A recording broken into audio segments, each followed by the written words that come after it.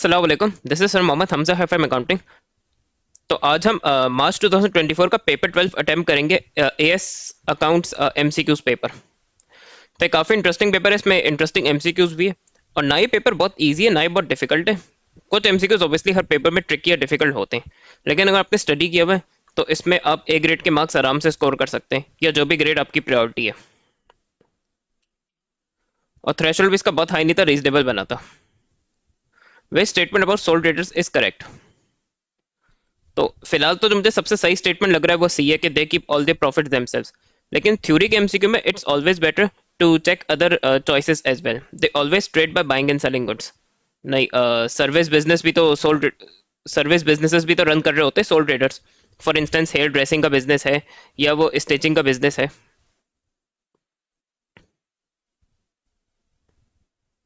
या state agent है। अच्छा, दे डू नॉट एम्प्ली एटलीस्ट देखो कुछ स्टाफ तो रखता है।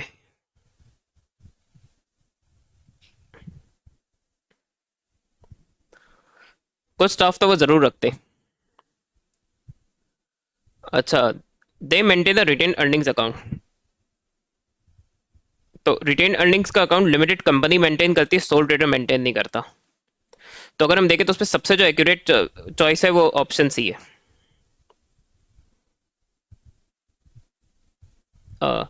What source of finance would be available to a public limited company but not to a partnership?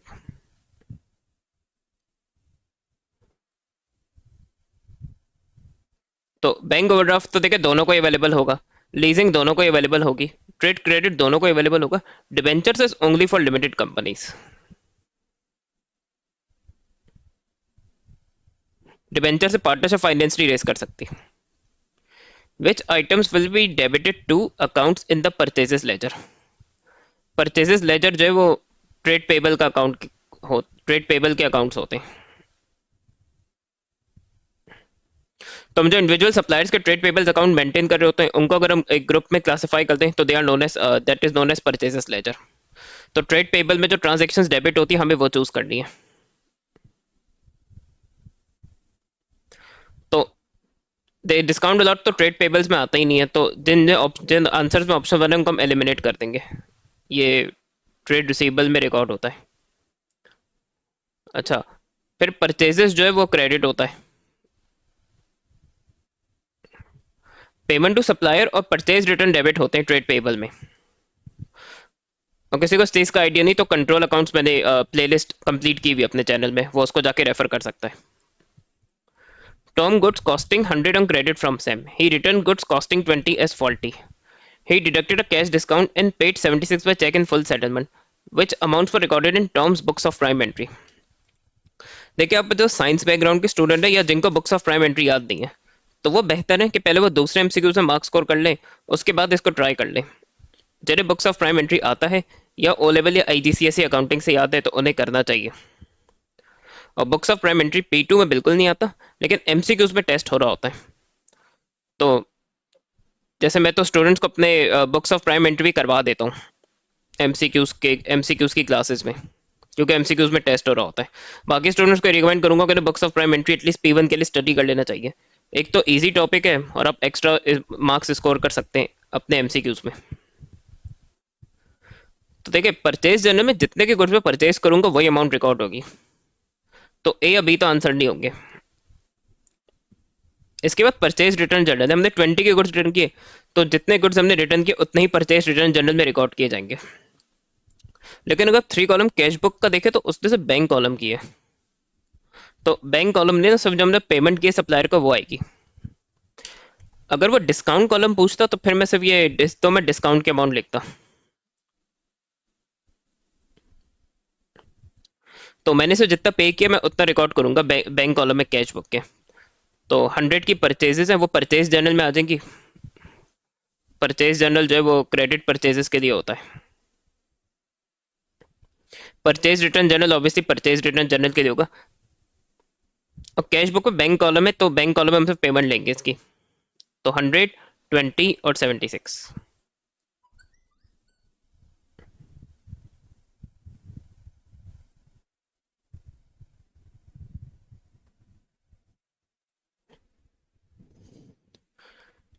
What are the characteristics of non current asset? They are not intended for resale. Yes, ये सही है बिल्कुल। जिसमें one नहीं वो answer होगा ही नहीं। They provide future economic benefits. अब देखिए A2 की स्टूडेंट जो एक्सेलरेटेड दे रहे हैं उनको तो आइडिया होगा कि फ्यूचर इकोनॉमिक बेनिफिट्स का मतलब क्या है। Revenue generation,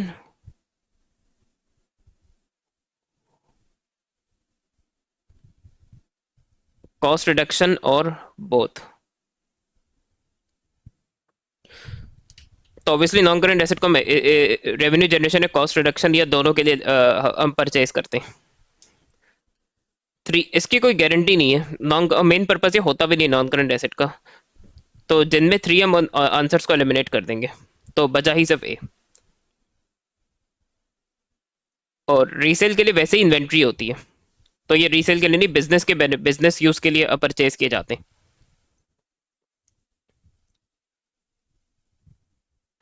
At the beginning of a financial year on 1 January, a business acquired a new motor vehicle for 34,000. In error, this was recorded in the account for motor expenses. Motor vehicles are depreciated using RBM at the rate of 30% per annum. It is estimated that a motor vehicle will have a residual life of 4,000 at the end of its life. Reducing balance पे residual value ignore होती है, straight line में relevant होती है calculation के लिए. If the error is not recorded, what will be the effect on the profit for the year ended 31st December? देखिए हमने 34,000 की मोटर व्हीकल खरीदी और उसको उसने मोटर एक्सपेंस पे रिकॉर्ड कर दिया।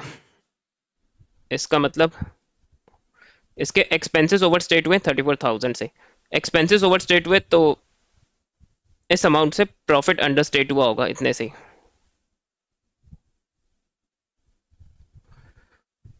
तो अगर आप लोग देखें तो उसने आंसर भी दिया हुआ है, लेकिन ये इसका फाइनल आंसर नहीं है।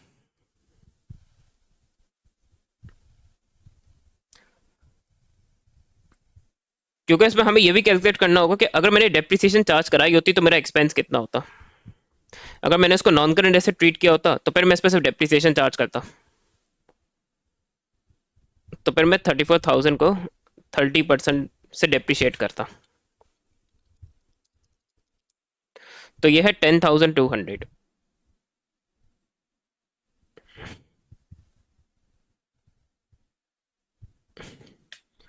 तो मैंने पूरा 34,000 से एक्सपेंस को ओवरस्टेट नहीं किया। अगर मैंने इसकी करेक्ट अगर मैंने इसको नॉन करंट एसेट ट्रीट करके इसकी डेप्रिसिएशन चार्ज की होती तो मेरे जो करेक्ट एक्सपेंस का फिगर है वो 10,200 होता। लेकिन इसको मैंने पूरे नॉन करंट एसेट की कॉस्ट को ही मैंने एक्सपेंस ट्रीट कर दिया, तो उसकी वजह से एक्सपेंस ओवरस्टेट हो गया। तो 34,000 जो है वो रॉन्ग एक्सपेंस है और 10,200 मेरा करेक्ट एक्सपेंस था।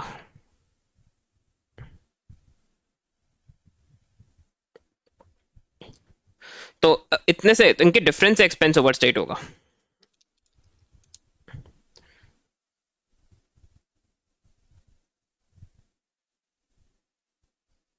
एक्सपेंस ओवरस्टेट होगा तो प्रॉफिट, और उसने अफेक्ट ऑन प्रॉफिट पूछा है, प्रॉफिट अंडर स्टेट होगा।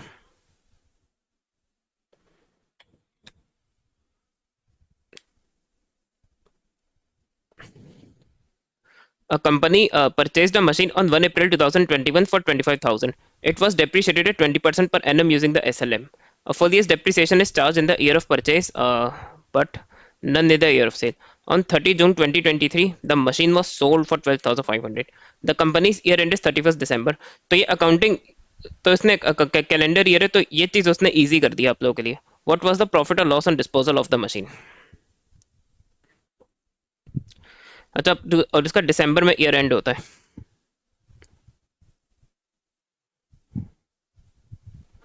तो इसका ईयर वन हो जाएगा दिसंबर 21, इसका ईयर टू हो जाएगा दिसंबर 2022, और 2023 में हम इसको डिस्पोज ऑफ कर रहे हैं तो उसने क्लियरली कहा है none in the no depreciation in the year of sale.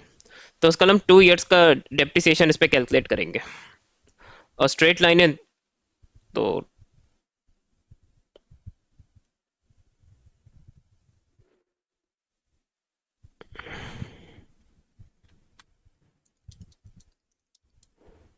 तो ये है 5,000।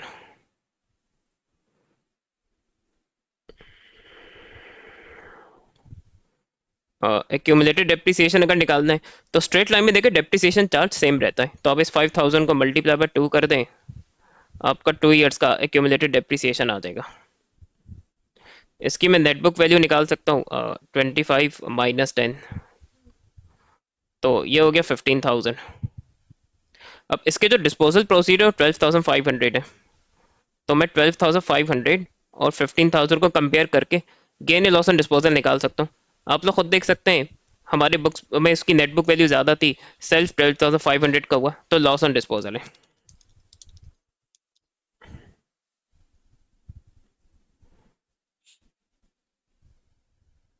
तो आंसर इसका सी हो जाना चाहिए।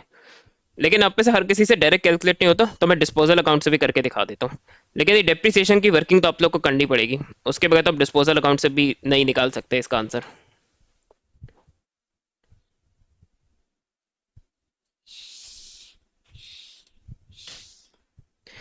तो रफ बना दे, इसकी कॉस्ट है 25,000,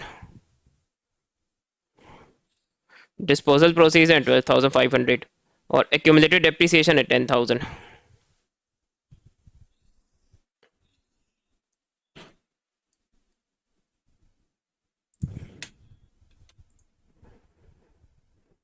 और अगर देखें इस पे ये होता है कि डेबिट साइड बढ़ी है तो लॉस है, क्रेडिट साइड बढ़ी है तो गेन है।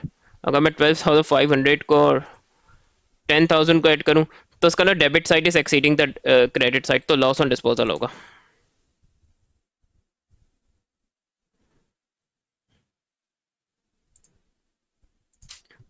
25,000 में से 22,500 माइनस कर दें, वही आपका 2,500 का लॉस आया। यहाँ क्रेडिट होगा, स्टेटमेंट ऑफ प्रॉफिट और लॉस पे डेबिट होगा। Which error will cause a trial balance not to balance?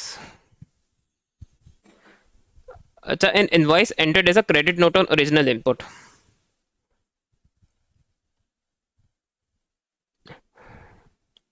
अगर मैंने ओरिजिनल इनपुट पे ही ट्रांजैक्शन गलत एंटर कर दी तो वो अकॉर्डिंगली वैसे ही एंटर हो जाएगी ट्रांजैक्शन बुक्स पे, ट्रायल बैलेंस स्टिल बैलेंस हो जाएगा, तो ये आंसर नहीं होगा। A transaction entered as the wrong amount on the original input, तो ये एरर ऑफ ओरिजिनल एंट्री है। इसमें होता है कि ट्रांस एंट्री सही की है लेकिन अमाउंट गलत यूज कर दी, स्टिल ट्रायल बैलेंस बैलेंस हो जाएगा। A transaction error of omission, तो error not affecting trial balance है, सी और डी। अच्छा, अब 8 में अगर हम ऑप्शन बी को देखें, a general entry that does not balance, तो या तो वन साइडेड ओमिशन है,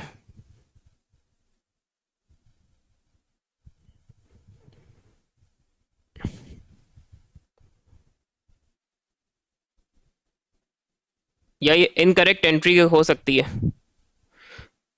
इसमें होता है कि हमने एक ट्रांजैक्शन को ना, या तो दोनों अकाउंट्स को हमने डेबिट कर दिया या दोनों अकाउंट्स को हमने क्रेडिट कर दिया।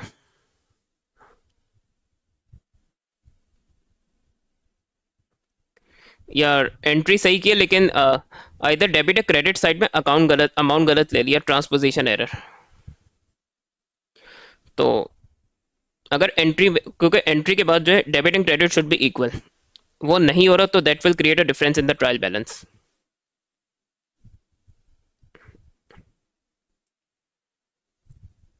A business prepared a trial balance that included a suspense account. Draft financial statements were prepared which showed a profit for the year of 85,000. The following errors were then discovered. अब देखिए इसमें suspense account का balance या suspense account की entries नहीं पूछी है, उसने प्रॉफिट फॉर द ईयर पूछा है। तो एक तो इसमें आप सस्पेंस अकाउंट बनाने में टाइम वेस्ट नहीं करेंगे, ना आप एंट्रीज करने में इतना टाइम वेस्ट करेंगे। आपको सिर्फ ये इसमें थिंक सिर्फ ये सोचना है आपको कि इन एरर्स का प्रॉफिट पे क्या इफेक्ट होगा, उसके अकॉर्डेंस में आप प्रॉफिट में इन एरर्स की करेक्शन कर देंगे, तो ये एमसीक्यू आपका आसानी से हो जाएगा बगैर ज्यादा ख्वारी उठाए।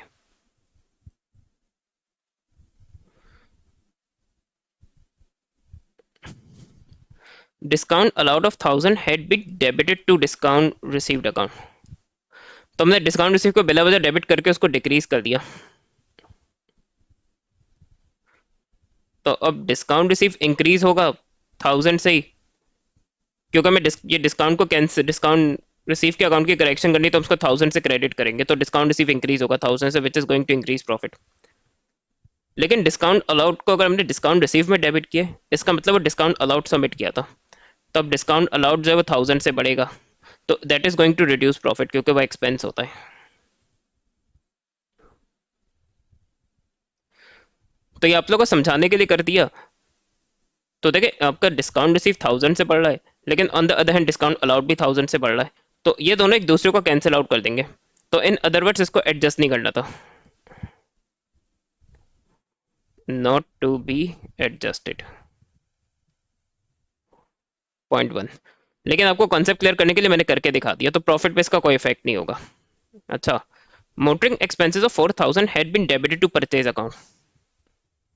देखिए परचेजेस से भी, purchases cost of sales increase होगा, प्रॉफिट डिक्रीज हो जाएगा।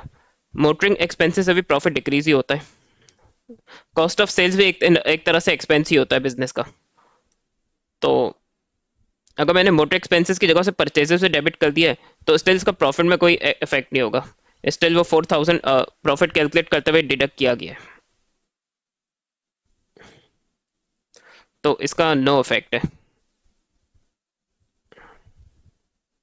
अच्छा, a payment for purchases of 5000 had been correctly entered in the cash book but credited to the drawings account। और ये देखिए पेमेंट टू सप्लायर नहीं, पेमेंट फॉर परचेजेस है, इसका मतलब ये कैश परचेजेस है। अब इसका मतलब कैश की परचेज कैश बुक में क्रेडिट कर दिया और उसने ड्राइंग्स को डेबिट कर दिया, तो उसने परचेजेस को डेबिट करने के बजाय ड्राइंग्स को क्रेडिट कर दिया। अब ड्राइंग्स पे उसने कुछ भी किया है, वो हमारे अनलेस वो गुड्स की ड्राइंग होती तो उसका प्रॉफिट पर कोई इफेक्ट नहीं होगा। लेकिन अगर परचेजेस मैंने ओमिट की थी, तो परचेजेस मुझे लेनी पड़ेगी। In this purchases is going to decrease profit, क्योंकि ये कॉस्ट ऑफ सेल्स प्रॉफिट को डिक्रीज करती है। तो 85,000 प्लस 1000 माइनस 1000 माइनस 5, तो ये हो गया 80,000।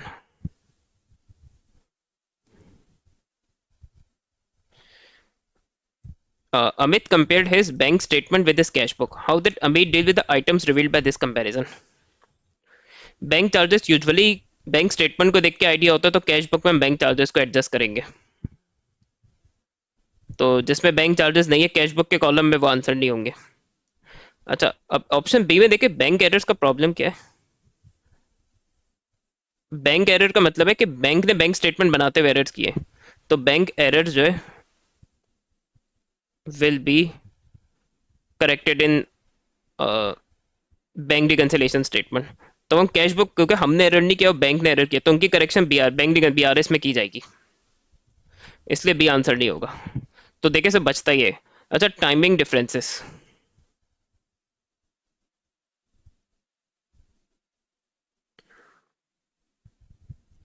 इसमें एक तो ये अनक्रेडिटेड डिपॉजिट है,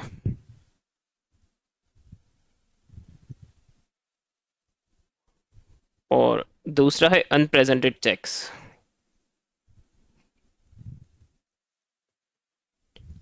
और ऑब्वियसली बैंक के एरर्स तो बैंक बीआरएस में एडजस्ट होने चाहिए। अब अनक्रेडिट डिपॉजिट, अनप्रेजेंट चेक का जो मसला है कि हम अपने जैसे, हमने किसी को चेक पेमेंट के लिए दे दिया, हम अपने कैश बुक में रिकॉर्ड कर लेंगे, लेकिन जब तक वो, जिसको हमने चेक दिया पेमेंट के लिए, जब तक वो चेक को यूज नहीं करता, जब तक वो बैंक हमारे अकाउंट से डिडक्शन नहीं करेगा, तो ये टाइमिंग का डिफरेंस है। और हमारे अकाउंट में किसी ने डिपॉजिट किया है, लेकिन उसने किसी ऑफ टाइमिंग्स में किया है, या बैंक ने अभी तक उसको रिकॉर्ड नहीं किया, तो ये टाइमिंग की वजह से डिफरेंस आ रहा है। तो ये इसीलिए बैंक स्टेटमेंट में एडजस्ट, तो ये भी बीआरएस में एडजस्ट होते हैं, इसलिए आंसर ए होगा। The bank statement of a business showed a credit balance of 1570 at 31st December. The following balances were discovered on comparing the cash book with the bank statement. Unpresented checks, uncredited bankings. A direct debit was shown as the cash book. अच्छा, what is the updated cash book at 31st December? अब एक चीज आप लोग ध्यान देखिए, उसने cash book का बैलेंस तो दिया नहीं है, तो उसका मैं कैश करेक्टेड कैश बुक बना के तो मैं कैश बुक का करेक्टेड बैलेंस नहीं निकाल सकता। लेकिन अगर आपको बीआरएस की सही से नॉलेज है, तो बीआरएस का जो करेक्टेड बैलेंस है वो कैश बुक के बैलेंस, करेक्टेड कैश बुक के बैलेंस के इक्वल होता है, तो हम बीआरएस बना के 1570 इस पे क्रेडिट बैलेंस पॉजिटिव होता है, और अनप्रेजेंटेड चेक माइनस होगा, और अनक्रेडिटेड बैंकिंग ऐड होगा। तो उसके बाद जो बैंक स्टेटमेंट का करेक्टेड बैलेंस है वो कैश बुक के करेक्टेड बैलेंस के इक्वल आ जाता है, तो वो फिर बैलेंस एज पर कैश बुक आता है, यानी कैश बुक के बैलेंस के इक्वल आ जाता है। 1570 माइनस 1250 प्लस 1800, 2120। तो ये जो बैंक स्टेटमेंट का करेक्टेड बैलेंस है यही कैश बुक का भी करेक्टेड बैलेंस होगा, अगर आपको बीआरएस की सही से नॉलेज है तो। और ये कैश बुक का एरर है, इसलिए इसको मैंने बीआरएस में एडजस्ट नहीं किया।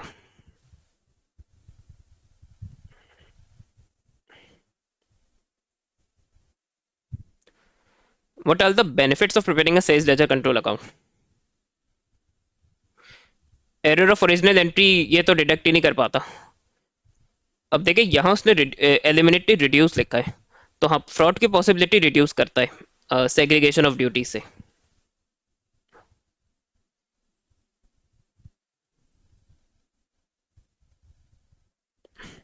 और ट्रेड रिसीवेबल का टोटल बिल्कुल प्रोवाइड करता है फाइनेंशियल स्टेटमेंट्स की इंक्लूजन के लिए। तो जिसमें वन है वो तो आंसर ही नहीं होंगे, तो वैसे ही देखिए तीन चॉइसेस कट गई, टू और थ्री बेनिफिट्स है कंट्रोल अकाउंट के। A company prepared its purchases ledger control account which showed a balance of 15960. The following items were then discovered. अच्छा ये जरूर देख लो, उसने पूछा कि correct total of trade payables, इसका ना PL purchases laser control account का ही करेक्टेड बैलेंस निकालना है।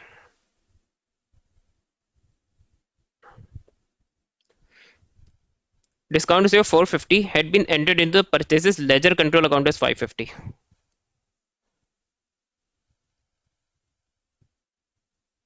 तो हमने इसको डिस्काउंट रिसीव को ओवरस्टेट किया है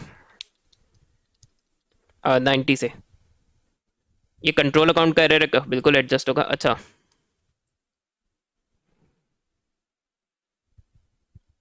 a payment of 720 to a supplier had not been entered his in his account. ये इंडिविजुअल सप्लायर के अकाउंट का एरर है, तो ये कंट्रोल अकाउंट में एडजस्ट नहीं होगा। तो इनफैक्ट ये परचेजेस लेजर का एरर है, तो ये परचेज तो ये उसी में करेक्ट होगा, कंट्रोल अकाउंट में करेक्ट नहीं होगा। कंट्रोल अकाउंट के टोटल्स के एरर करेक्ट होते हैं। अब purchases ledger debit balances carried down totaling 110 had been omitted from the control account, ये relevant होगा।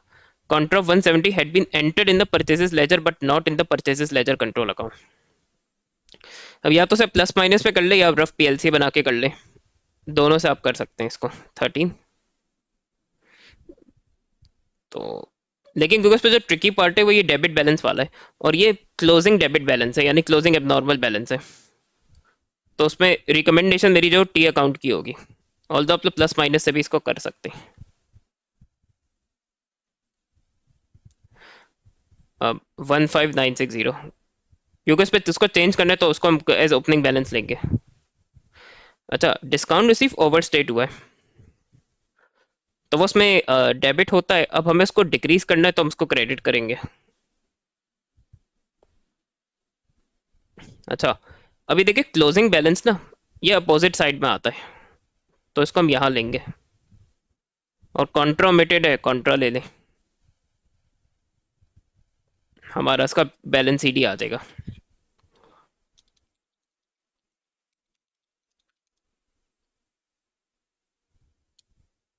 One five double nine zero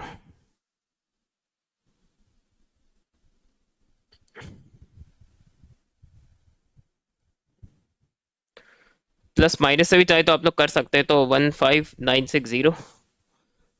अब डिस्काउंट रिसीव जो है वो उसमें क्रेडिट होगा, जो चीज़ पे क्रेडिट होगी वो एक तरह से ऐड होगी।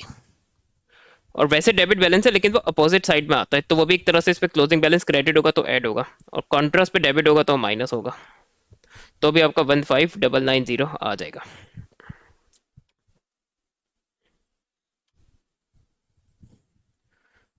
दीपक provided the following information. Allowance for recoverable debt year 1 year 2 का दिया हुआ rate of allowance. By how much did the total of trade receivers change from the year end to the end of year 2। तो ये total trade receivers पूछे, यानी जो before allowance for irrecoverable debt या PFD जो होता है। तो देखिए जो इसने इररिकवरेबल डेट तरह ये इसने इस तरह कैलकुलेट किया होगा, 600 कि इसने जो टीआर टोटल है, क्योंकि और कोई इन्फॉर्मेशन गिवन नहीं है, उस पर इसने 3% लगाया होगा।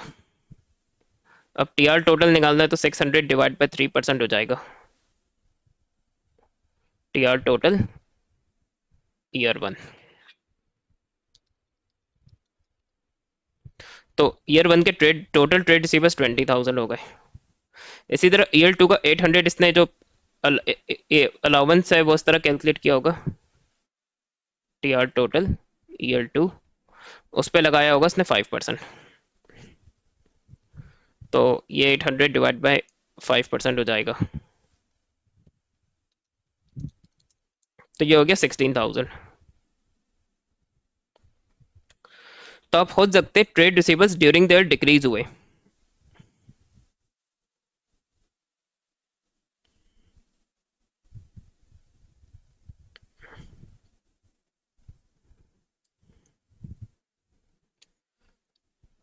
A sole trader began business on 1 January with 50,000 capital.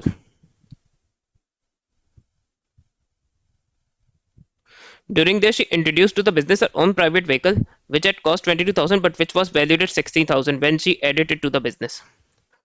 तो वैसे तो हम कॉस्ट या नेटबुक वैल्यू पे नॉन करंट एसेट को रिकॉर्ड करते हैं, लेकिन अगर उसकी मार्केट वैल्यू या उसकी रिवैल्यूड अमाउंट गिवन है तो हम उसको प्रेफरेंस देंगे, क्योंकि हम नॉन करंट एसेट्स के लिए रिवैल्यूएशन मॉडल यूज होता है, तो उस पर हम मार्केट वैल्यू के हिसाब से नॉन करंट एसेट की वैल्यू को अपने बुक्स पे चेंज करते रहते हैं।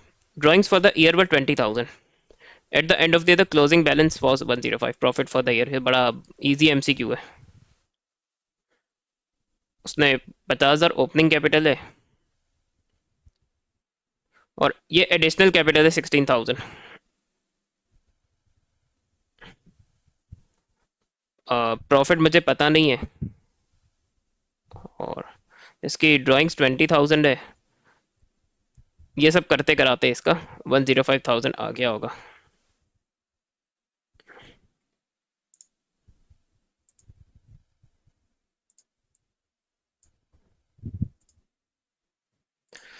तो 105,000 इस पर हम रिवर्स में चल देंगे।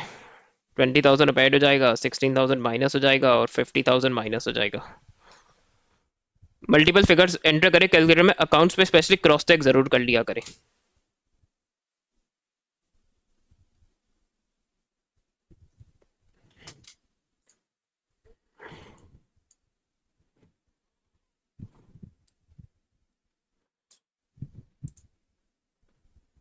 Which provision of the Partnership Act 1890 applies when there is no partnership agreement?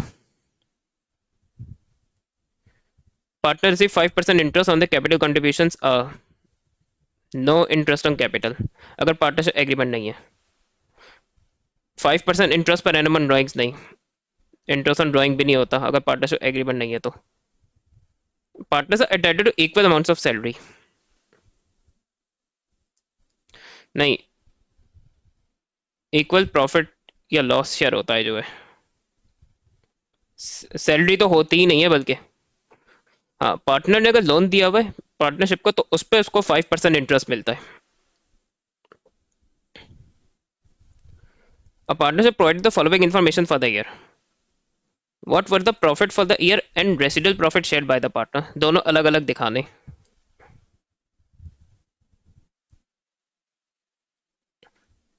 तो अगर प्रॉफिट फॉर द ईयर निकालना है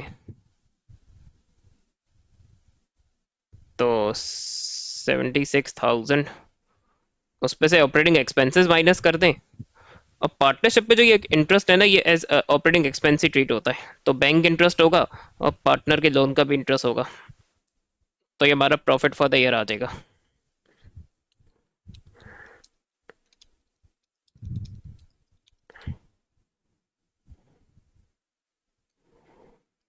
तो ये हो गया 44,100। तो सी और डी तो बिल्कुल भी आंसर नहीं होंगे।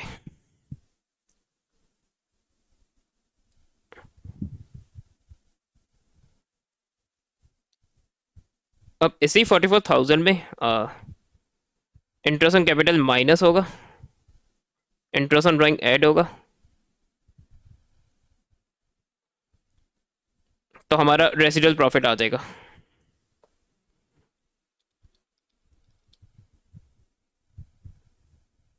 तो ये हो जाएगा 40,500।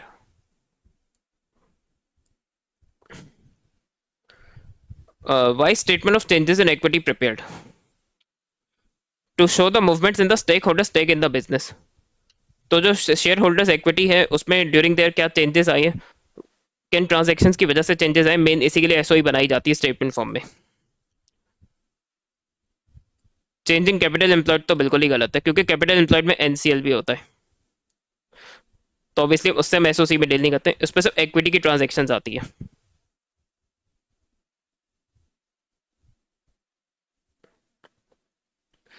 अच्छा, match dividend paid to the profit for the year. नहीं, ऐसा कुछ नहीं होता, जितना डिविडेंड दे रहे हैं या नहीं दे रहे वो डिविडेंड बस माइनस हो जाता है प्रॉफिट में से। अच्छा, to calculate profit with incomplete records have been get. अच्छा देखिए, ये हो सकता है कि अगर रिटेन अर्निंग का ओपनिंग क्लोजिंग दिया हुआ है, रिटेन अर्निंग की और कोई इन्फॉर्मेशन दी हुई है, तो उससे हम प्रॉफिट निकाल लें, लेकिन ये मेन पर्पज नहीं है, not main reason. Main reason जो है वो ये है, trial balance of a company at 31 December at the end of year one included the following amount. तो ये क्लोजिंग बैलेंस है, ऑर्डिनरी शेयर 0.5 शेयर प्रीमियम। अच्छा, on 1 January in year two the company made a right issue of 400 shares at a premium of 0.7 per share. This was fully taken up. On 1 July in year 2, the company issued bonus shares at the rate of one new share for every fold held. The policy is to maintain reserves in the most flexible form. What is the balance of the share premium account? अब जैसे वो total equity पूछता है, तो उसमें तो मैं कहता हूँ कि बोनस इशू इग्नोर कर दें, लेकिन यह उसने शेयर प्रीमियम का बैलेंस मांगा है, तो अगर हम बोनस इशू को इग्नोर करेंगे तो हम शेयर प्रीमियम का सही बैलेंस नहीं निकाल सकेंगे। और उसने balance on the share premium after this transaction, इसका मतलब share premium is more than enough to undertake bonus issue. अगर शेयर प्रीमियम सफिशिएंट नहीं होता बोनस इशू के लिए, तो उस पर वो जैसे आपको जीरो भी एक चॉइस दे सकता था।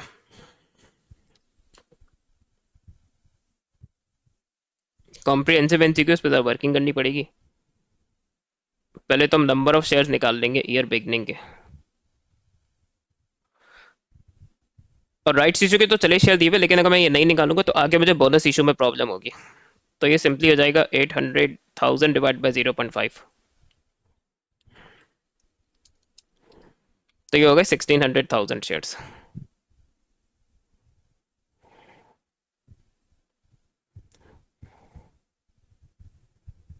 अब इसी पे मैं ये आरआई के शेयर्स ऐड कर दूंगा 400,000, इसके बाद ये 2 मिलियन हो जाएंगे या 2,000,000। अब पहले काम करते क्योंकि हमें शेयर प्रीमियम की एक वर्किंग अलग से करते हैं,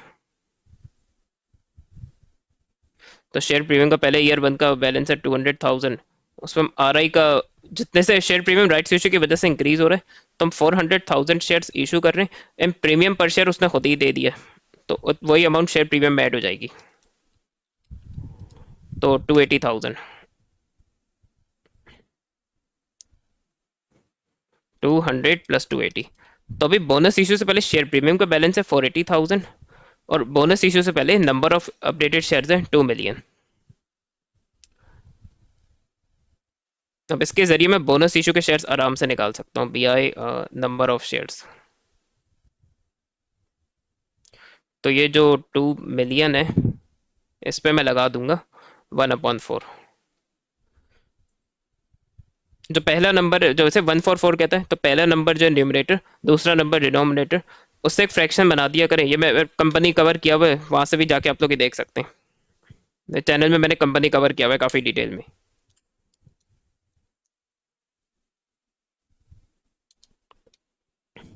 तो बोनस इशू के शेयर्स है वो 500,000 शेयर्स हैं,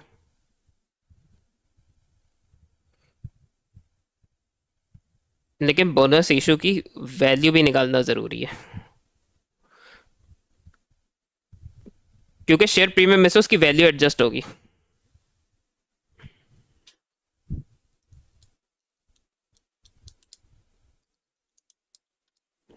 तो इसकी वैल्यू जो है वो 250,000 है, और आप लोग यहाँ देख सकते हैं कि share premium is more than sufficient to undertake this bonus issue. तो मेरा बैलेंस है 230,000। यही इसका आंसर भी हो जाएगा. Jim is a manager in a limited company. He also owns a few of his shares. Why he has been looking at its most recent financial statements to discover the profit made by his department as he might receive a bonus. तो सबसे पहली बात तो total profit दिया हुआ होता है publish financial statements में. डिपार्टमेंट का बोनस प्रॉफिट या लॉस देखना है तो उसे वो कॉस्ट या मैनेजमेंट अकाउंटिंग का डेटा देखना पड़ेगा जाके. जो फाइनेंशियल स्टेटमेंट्स है उसमें तो नहीं होगा, तो इसलिए ये गलत है. अच्छा, to find out if the company made a profit में, हाँ ओवरऑल प्रॉफिट देखेगा ताकि अपनी जॉब सिक्योरिटी इवेलुएट कर सके. ये आंसर हो सकता है, लेकिन it's better that we should consider other options as well to know if the dividends will increase over the next 5 years, improving in income. तो ये जो 20 में ऑप्शन सी है ना, करंट ईयर में जो भी डिविडेंड्स पेड होते हैं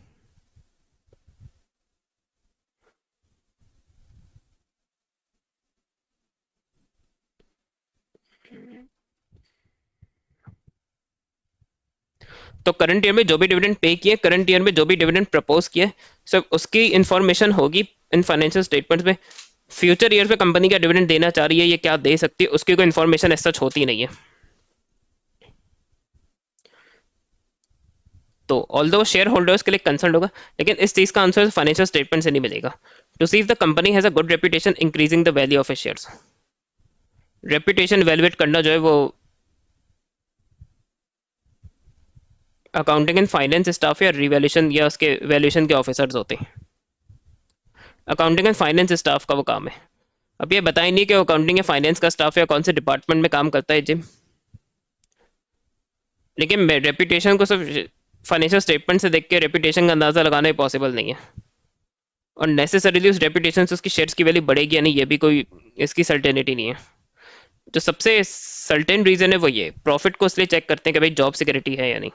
अगर कंपनी की लॉसेस हो रहे हैं या प्रॉफिट डिक्रीज हो रहे कंटिन्यूसली, तो हो सकता है वो दूसरी जॉब्स अप्लाई करना कंसिडर करे.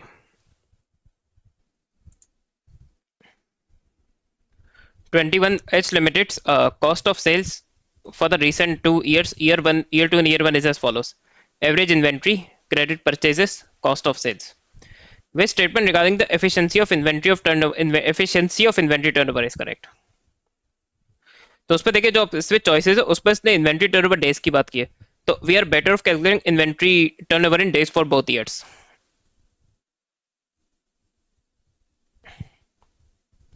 तो 65,000 average inventory upon cost of sales into 365.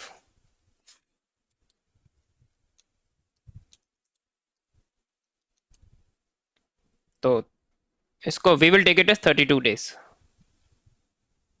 इसी तरह हम ये ईयर 2 का भी निकाल लेंगे. तो 100,000 upon cost of sales multiply by 365.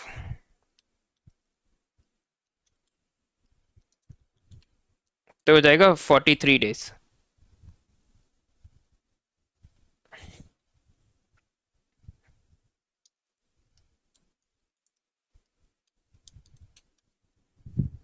तो आप ये देख सकते हैं, देखिए डेज में लोअर द बेटर होता है. जितने कम दिन में हम एवरेज हम इन्वेंट्री बाय करते हो सेल करते हैं तो उतना ही बिजनेस बेटर ऑफ रहता है. लेकिन आप यहाँ देखिए ये चीज वर्स हो रही है, तो अब ज्यादा डेज लग रहे हैं on average to buy and sell inventory. तो ये कह रहा है year 2 is worse because inventory turnover in days is higher. तो lower the better, higher the worse. तो सर कॉस्ट ऑफ सेल्स है नहीं, कॉस्ट ऑफ सेल्स तो इंक्रीज हुई है तो इसका मतलब ज्यादा गुड सेल हो रहे हैं. ये कॉस्ट ऑफ सेल जो गुड्स हमने सेल किए उसी की कॉस्ट होती है. मेन जो आपका आइडिया होगा वो रेशियो से होगा.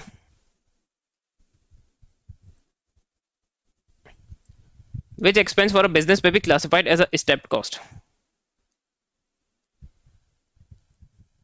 तो देखिए डायरेक्ट लेबर वेरिएबल है, डायरेक्ट मटेरियल वेरिएबल है. अब फैक्ट्री रेंट और टेलीफोन में से होगा. टेलीफोन यूजुअली सेमी वेरिएबल होता है, जबकि फैक्ट्री रेंट जो है अब आउटपुट लेवल इंक्रीज होगा तो फैक्ट्री रेंट इंक्रीज हो जाएगा. जब तक आउटपुट एक स्पेसिफिक लेवल को एक्सीड नहीं करता जब तक फैक्ट्री रेंट यूजुअली कांस्टेंट रहता है. तो ये स्टेप कॉस्ट है. Which statement describe the JIT system of inventory? अच्छा, it increases administration cost, more suppliers are required. नहीं, इसमें मोर सप्लायर्स नहीं, इसमें लेस सप्लायर्स होते। हम लेस रिलायबल सप्लायर्स से कॉन्टेक्ट और रिलेशनशिप मेंटेन करते हैं ताकि जीआईटी को हम इफेक्टिवली अपने बिजनेस में इंप्लीमेंट कर सकें। It is a management that minimises inventory, बिल्कुल इन्वेंट्री मिनिमाइज की जाती है इसमें, तो ये भी सही है। तो जिसमें वन है वो तो आंसर ही नहीं है। स्ट्रेट अवे आपके दो चॉइसेस एलिमिनेट हो गए। Producers hold only sufficient inventory to meet maximum. तो या तो उसमें इन्वेंट्री होल्ड ही नहीं करते, या तो इतनी इन्वेंट्री होल्ड करते हैं कि जिससे डिमांड मीट हो जाए, मिनिमम प्रोडक्शन रिक्वायरमेंट मीट हो जाए। The system benefits cash flow, cash flow उस पर रिड्यूस होता है। Amount of capital required to run the business, बिल्कुल। स्टोरेज कॉस्ट कम हो जाती है, परचेज की भी कॉस्ट कम हो जाती है। इन्वेंट्री का डैमेज होती है या स्पॉइल होती है या थेफ्ट होती है उसकी, या वो एक्सपायर हो जाती है, तो वो कॉस्ट भी इसमें नहीं होती, वो रिड्यूस हो जाती है। और इन्वेंट्री में कैश टाई अप नहीं होता। तो तीनों बेनिफिट्स है जीआईटी के। The direct cost of a batch of soft drinks is 10,000 for 50,000 cans. 60 direct labor hours are required at a cost of 40 per labor hour. Overheads are absorbed at 250 of percent of the cost of direct labor. अच्छा, what is the cost per soft drink to the nearest dollar? तो हमें उसमें per unit cost निकालनी है, यानी पर can में। तो इसका इजी वे आउट ये कि हम पहले टोटल कॉस्ट निकाल लें और उसको फिर हम number of can say divide करके कॉस्ट पर यूनिट निकाल लें। तो पहले 10,000 हो जाएगा। अच्छा, फिर इसकी लेबर कॉस्ट है वो 16 to 40 हो जाएगी। 60 आवर्स है और 40 पर लेबर आवर है, तो ये हो गया 2400। अब फिक्स्ड ओवरहेड के लिए कह रहे हैं कि डायरेक्ट लेबर की कॉस्ट का 250% लेना है, तो 2400 का मैं 250% कैलकुलेट कर लूंगा। 2400 इंटू 250%, तो दैट इज 6000। वेरिएबल कॉस्ट और फिक्स कॉस्ट को हम ऐड कर लेंगे तो उसकी टोटल कॉस्ट आ जाएगी। तो ये होगा 18,400। और कॉस्ट पर यूनिट निकालनी है, तो हम 18,400 को 50,000 से डिवाइड कर देंगे।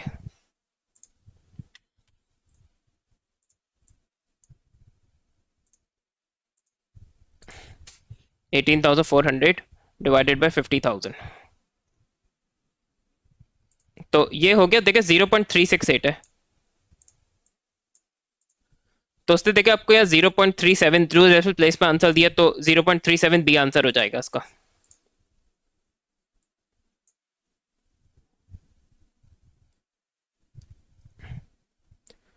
What is an advantage of absorption costing?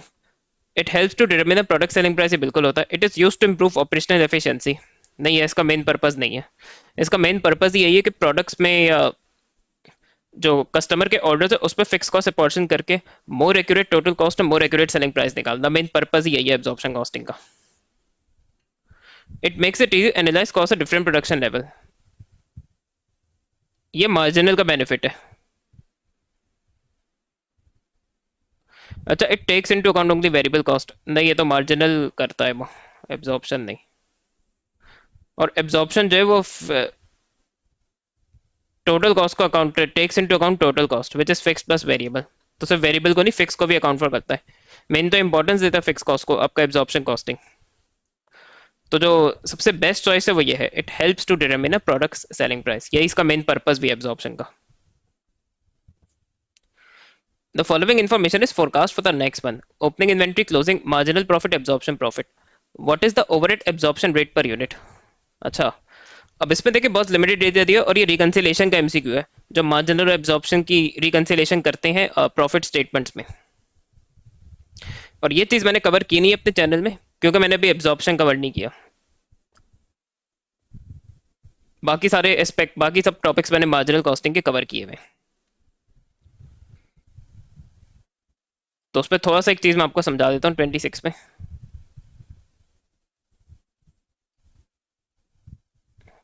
कि जैसे सपोज करें हम मार्जिनल के प्रॉफिट से शुरू करते हैं इसको।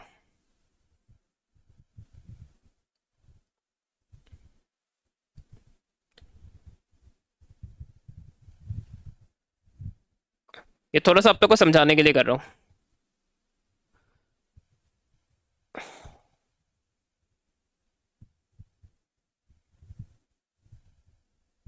अब देखिए, अगर आप मार्जिनल के प्रॉफिट से स्टार्ट करें तो उसमें हम क्लोजिंग इन्वेंट्री का डिफरेंस ऐड करते हैं। एंड बाय क्लोजिंग इन्वेंट्री का डिफरेंस आई मीन कि एब्जॉर्प्शन की जो क्लोजिंग इन्वेंट्री है और मार्जिनल की जो क्लोजिंग इन्वेंट्री, उसका हम डिफरेंस लेते हैं। तो एब्जॉर्प्शन में इन्वेंट्री टोटल कॉस्ट पे वैल्यू हुई भी होती है, मार्जिनल में वेरिएबल कॉस्ट, मार्जिनल में इन्वेंट्री वेरिएबल कॉस्ट पे वैल्यू हुई भी होती है। तो अगर मैं एब्जॉर्प्शन और मार्जिनल की क्लोजिंग इन्वेंट्रीज का डिफरेंस ले रहा हूँ, तो एक तरह से मैं total cost minus variable cost कर रहा हूँ। और इजंट इट कि टोटल कॉस्ट और वेरिएबल कॉस्ट का डिफरेंस नेट बेसिस पे फिक्स कॉस्ट बनेगा। और क्लोजिंग इन्वेंट्री का डिफरेंस मैं इसलिए ऐड कर रहा हूँ मार्जिनल में, क्योंकि क्लोजिंग इन्वेंट्री में एब्जॉर्प्शन की वैल्यू, क्योंकि क्लोजिंग इन्वेंट्री की वैल्यू, क्योंकि इन्वेंट्री की वैल्यू ज्यादा होती है एब्जॉर्प्शन में, तो क्लोजिंग इन्वेंट्री जो है ना वो एब्जॉर्प्शन के प्रॉफिट को इंक्रीज करती है लेस। और फिर ओपनिंग इन्वेंट्री अगर है तो उसका डिफरेंस माइनस होता है। क्योंकि ओपनिंग इन्वेंट्री कॉस्ट को इंक्रीज करती है तो ये एब्जॉर्प्शन के प्रॉफिट को डिक्रीज करती है, क्योंकि एब्जॉर्प्शन में फिर ओपनिंग इन्वेंट्री की वैल्यू ज्यादा होती है। उसके लिए भी यही हो रहा होता है कि हम एब्जॉर्प्शन की इन्वेंट तो एब्जॉर्प्शन की इन्वेंट्री टोटल कॉस्ट पे वैल्यू हुई भी होती है, मार्जिनल की ओपनिंग इन्वेंट्री वेरिएबल कॉस्ट पे वैल्यू हुई भी होती है। तो एक तरह से हम total cost minus variable cost कर रहे होते हैं, तो उसका नेट बनेगा फिक्स कॉस्ट।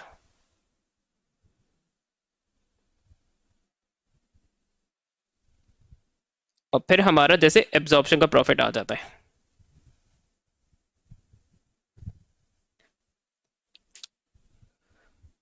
तो अब क्योंकि देखिए इसमें लिमिटेड डेटा दिया है आपको, उसने वेरिएबल कॉस्ट का डेटा कोई दिया नहीं है, टोटल कॉस्ट का डेटा दिया नहीं है, तो नॉर्मली हम जिस तरह P2 के क्वेश्चंस में रिकंसिलेशन करते हैं उस तरह हम यहाँ कर नहीं सकते। लेकिन ये मैंने आपको क्लियर कर दिया कि नेट डिफरेंस फिक्स कॉस्ट बनेगा।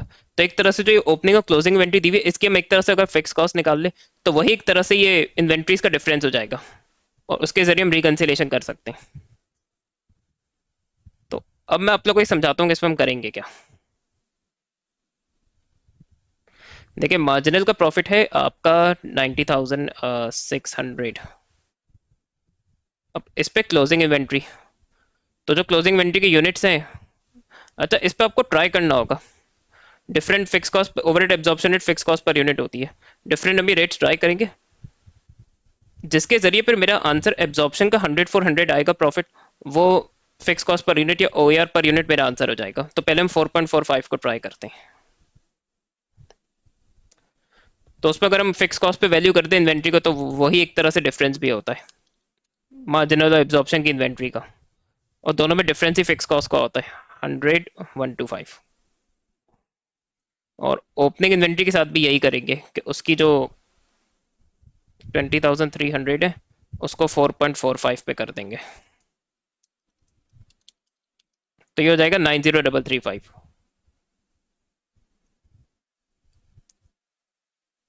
अब देखते हैं कि इससे एब्जॉर्प्शन का क्या प्रॉफिट आता है।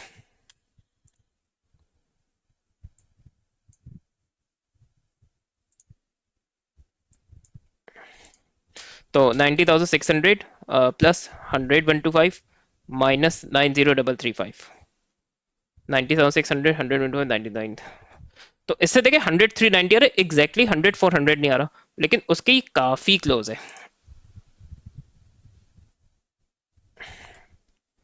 तो इसमें बेटर है कि हम दूसरा भी ट्राई कर ले, जैसे 4.46 भी ट्राई करके देख लेते हैं। अब इसको मैं यहाँ लिख नहीं रहा, ये मैं डायरेक्ट कैलकुलेटर में ही कर दूंगा फिर।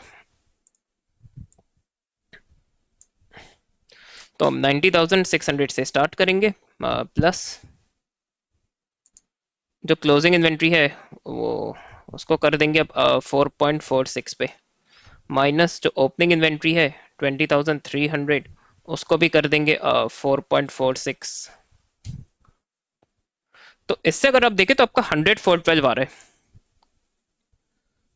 तो आई थिंक सो आप लोग खुद समझ जा रहे हैं कि 100,390 ज्यादा क्लोज है 400 के, या 100,412 ज्यादा क्लोज है। तो हमें जो क्लोजर ऑप्शन है उसको चूज करना है, इसलिए इसका आंसर बी होगा।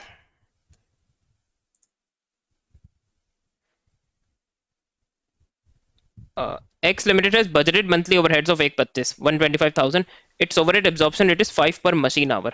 In July, there was under absorption of overheads of 1,000. Which changes from the budgeted data caused this to happen?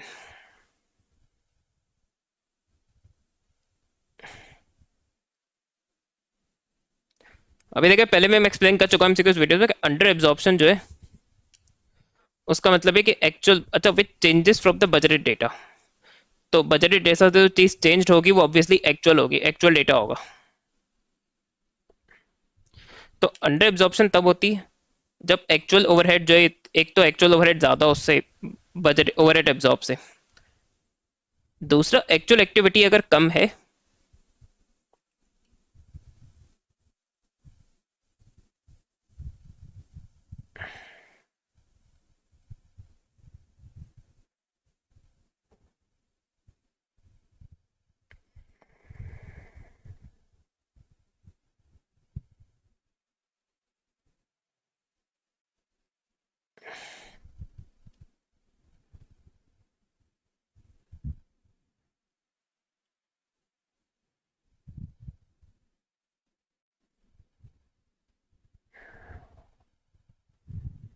दूसरा कि मेरी जो एक्चुअल एक्टिविटी है बजटेड एक्टिविटी से कम है, तो वो चांसेस बढ़ाती है अंडर एब्जॉर्प्शन के। तो इसके बेसिस पे हम देखें कुछ चॉइस एलिमिनेट कर सकते हैं। अब इसमें कह रहे हैं कि एक्चुअल ओवरहेड ज्यादा है, तो ये आंसर हो सकता है। बी में कह रहे हैं कि एक्चुअल ओवरहेड 500 लोअर है, तो अगर एक्चुअल ओवरहेड बजटेड से और एब्जॉर्ब से लोअर है तो उससे अंडर एब्जॉर्प्शन तो नहीं, उससे तो इनफैक्ट पर ओवर एब्जॉर्प्शन आनी चाहिए, तो ये तो बिल्कुल क्रिंज ऑप्शन है। इसी बेसिस पे डी भी एलिमिनेट हो जाएगा। फॉर श्योर हमारा आंसर अब ए या सी में से। और अगर आपको उस पर कैलकुलेशन डिफिकल्ट लग रही है, और in terms of calculation this is a difficult MCQ, लेकिन एग्जाम में आप थोड़ा तुक्का मारना चाह रहे हैं तो इनफैक्ट उसने आपके लिए तुक्का मारने पे थोड़ा इजी किया हुआ है। लेकिन अगर आप बी और डी एलिमिनेट कर देते तो, वरना अदरवाइज मुश्किल है। अब ए या सी में से बचा है। अब ये कह रहे हैं कि एक्चुअल मशीन आवर्स जो है वो लेस है, ये अंडर एब्जॉर्प्शन के चांस को बढ़ाती है।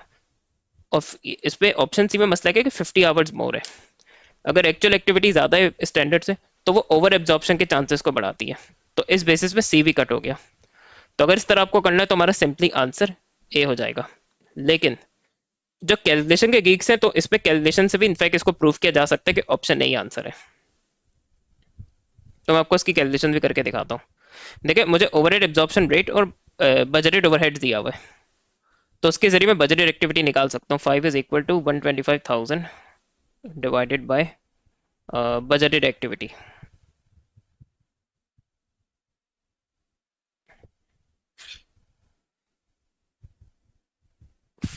5 BA = 125,000। बजटेड एक्टिविटी निकालनी है तो 125,000 डिवाइड बाय 5 हो जाएगा। तो बजटेड जो लेबर मशीन आवर्स है 25,000 आवर्स है।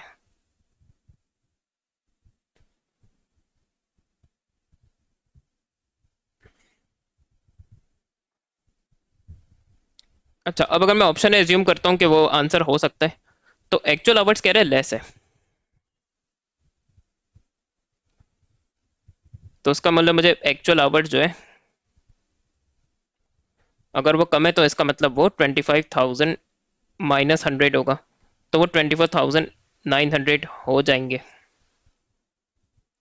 और इसी बेसिस में एक्चुअल ओवरहेड भी निकाला जा सकता है।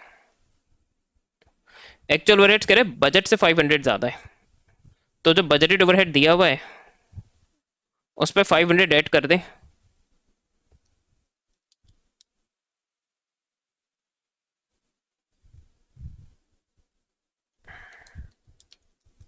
तो हो जाएगा 125,500। अब मैं इसको फर्दर सॉल्व कर सकता हूँ। अब मैं ओवरहेड एब्जॉर्ब भी निकाल सकता हूँ उसमें, क्योंकि मेरे पास ओवरहेड एब्जॉर्प्शन रेट है और एक्चुअल एक्टिविटी है। तो 5 को मैं करवा दूंगा एक्चुअल आवर्स से। 5 × 24,900, सो दैट इज 124,500। और ओवर ये अंडर एब्जॉर्ब निकालना होता है तो मैं ओवरहेड एब्जॉर्ब का और एक्चुअल ओवरहेड्स का कंपैरिजन करता हूँ। और अगर मैं 124,500 माइनस 125,500 करूँ तो देखिए मेरा 1000 का अंडर एब्जॉर्ब आया। तो ये कैलकुलेशन से भी मैंने प्रूव कर दिया।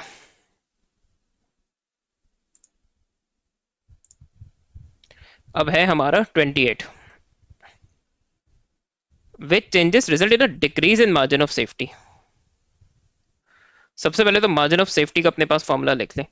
अब आप यूनिट्स एज्यूम करें, रेवेन्यू एज्यूम करें, सेम इफेक्ट होगा, तो अब यूनिट्स वाला लिख लेते हैं, sales units minus break even units.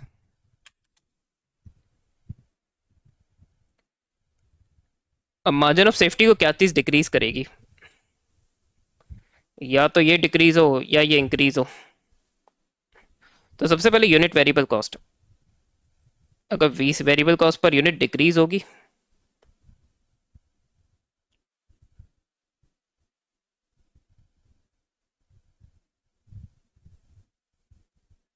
इस पे टाइम वेस्ट नहीं करते हम एज मच एज पॉसिबल।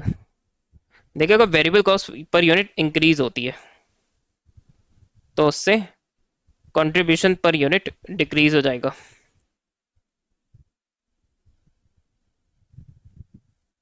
और ब्रेक इवन का फॉर्मूला होता है units, the margin of safety का यूनिट्स पे, ब्रेक इवन का यूनिट्स पे ही लिखते हैं, fix cost divided by contribution per unit. तो अब डिनोमिनेटर अगर डिक्रीज होगा ब्रेक इवन के फॉर्मूला में, तो ब्रेक इवन इंक्रीज होगा।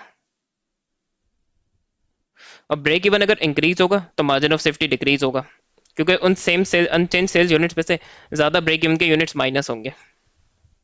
तो variable cost per unit increase होने से मार्जिन ऑफ सेफ्टी डिक्रीज होगा। अब दूसरा फिक्स कॉस्ट का एनालिसिस कर लेते हैं।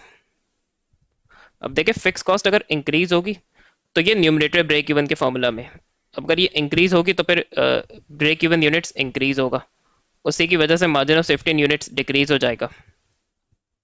तो यूनिट वेरिएबल कॉस्ट भी इंक्रीज होनी चाहिए, टोटल फिक्स कॉस्ट भी इंक्रीज होनी चाहिए।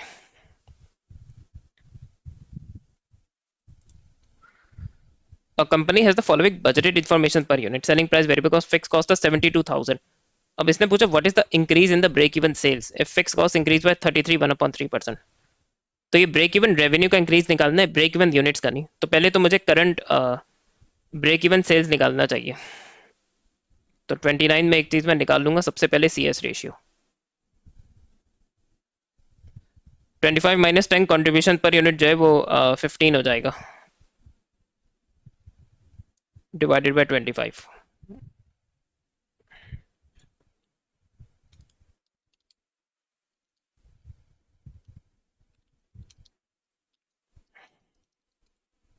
तो ये हो गया 60%। तो सबसे पहले मैं करंट ब्रेक इवन निकाल दूंगा, और ये मैं ब्रेक इवन रेवेन्यू निकालूंगा।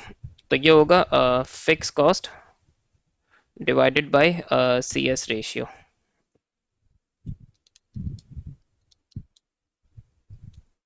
तो ये हो गया 120,000। सिर्फ नया ब्रेक इवन निकाल के जानी छूटेगी, हमें चेंज बताना है उसको। अब सबसे पहले हम न्यू फिक्स कॉस्ट निकाल लेते हैं।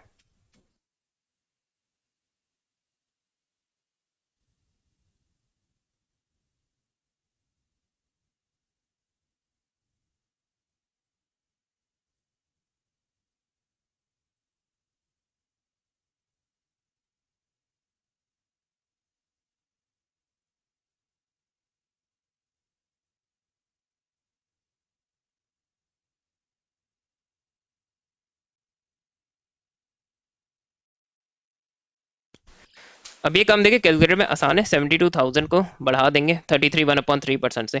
अगर आप शिफ्ट और ये दबाएं तो मिक्स नंबर आराम से कैलकुलेटर में एंटर कर सकते हैं। शिफ्ट और ये दबाए तो परसेंटेज। तो फिक्स कॉस्ट का इंक्रीज 22,000 है, तो ये हो जाएगा 72,000 प्लस 24,000।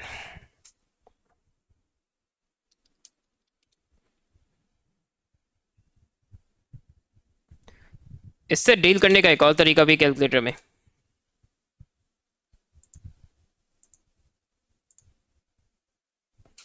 हम 72,000 को उसको मैं 33 1/3% से बढ़ा रहा हूँ, तो एक तरह से जो नई फिक्स कॉस्ट है वो 133 1/3% होगी। तो ये हो जाएगा 133 1/3। अब लेकिन इस तरह डायरेक्ट भी निकाल ले तो वही 96,000 फिक्स कॉस्ट आएगी।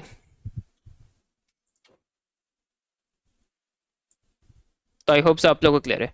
अब हम निकाल सकते हैं न्यू ब्रेक इवन।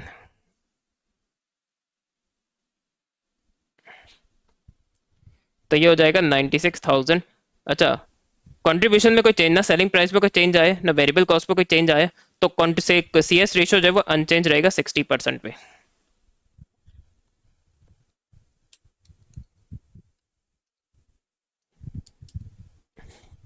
तो ये हो गया 160,000। मसला है कि आपका न्यूमरेटर बढ़ा, फिक्स कॉस्ट इंक्रीज हो रही तो वो ब्रेक इवन को इंक्रीज करेगी। तो अब इसका सिंपली आंसर हो जाएगा 160 माइनस 120। तो मेरे ब्रेक इवन सेल्स जो रेवेन्यू जो 40,000 से इंक्रीज हो रहा है। वे statements about CVP are correct. CVP is a margin of marginal costing, तो हमें ये assumptions चेक करनी है। Fix cost remain change over remain constant over a range of activity, बिल्कुल सही है। तो सब में ही वन आंसर है सिवाय डी के, तो डी एलिमिनेट हो गया at least. Profits are calculated on an absorption costing basis, no. Marginal basis पे कैलकुलेट होता है प्रॉफिट, मार्जिन सीवीपी पे या मार्जिनल पे। तो जिन आंसर्स पे टू है उनको कट कर देंगे। तो अब देखिए आपका बची सिर्फ सी गया। Sales revenue increase in direct proportion to output, ये बिल्कुल सही assumption है।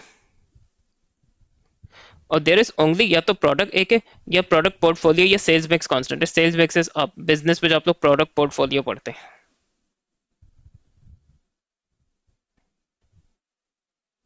तो सी आंसर हो जाएगा। आई होप सो आप लोग को और कॉन्सेप्ट क्लियर हुए होंगे। एंड अच्छा, ये देखिए इसके थ्रेशोल्ड है मार्च 2024 के। अब ये रिलीज हो गए, सीआई की वेबसाइट में अवेलेबल है, आप लोग वहां से इनको डाउनलोड कर सकते हैं जाके।